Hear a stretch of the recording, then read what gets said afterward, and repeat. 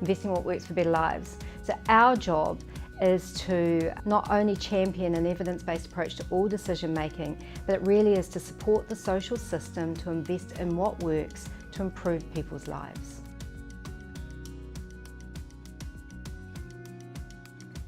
Well, we're small, we're agile, we are comfortable with experimentation and prototyping in that, in some ways, frontiers. You hear a lot these days about if we're really going to improve the social wellbeing of New Zealanders, then we have to do things differently. Well, I think we model that, and I think we live doing things differently in the public sector. So the government operates on a silo-based system whereby there's ministries for health, education, social development, children and so forth.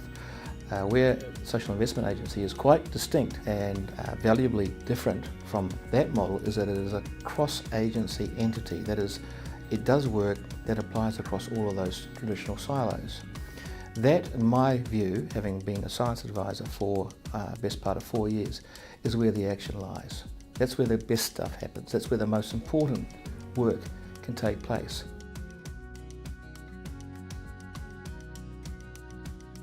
The SIA was set up, so we've been a standalone government department for just under a year. In the last year, moving towards having a final organisational design and structure. The way I describe it to my team is we're moving from start-up to growing up. So we still have a start-up mentality, as I said, the experimentation, the prototyping being frontiers, but we know that there are some things about our processes and how we do things needs to change, but we do need to put some more stability into our structure.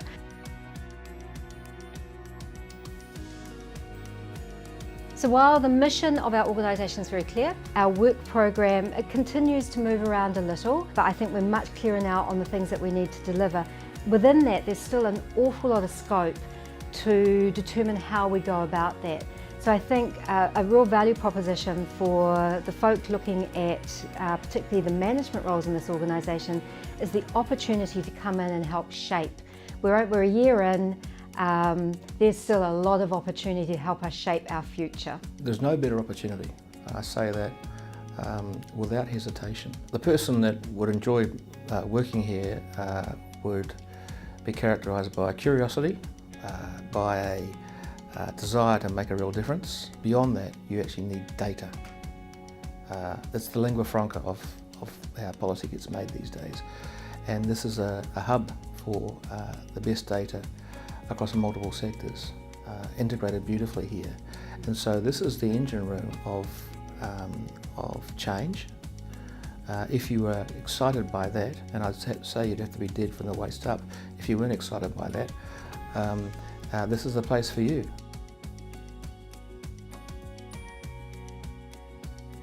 In terms of the types of people we want working here, they're a little bit like the people we've already got working here. We have a really diverse workforce. Smart, hard-working. I think people need to be resilient. It's not an easy job that we've got.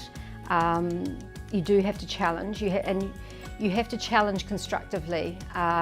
We talked in our early days about being a disruptor in the system, and I've learned a lot about what good disruption looks like and what disruption looks like that isn't particularly helpful. We're in here for a very long run game.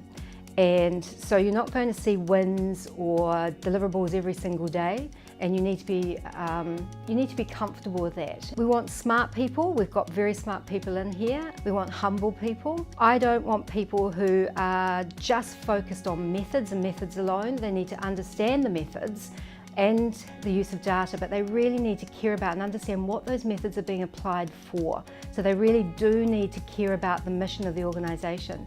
And I think that's one thing I would say about actually every single person who works here today. They're here because they care about the mission.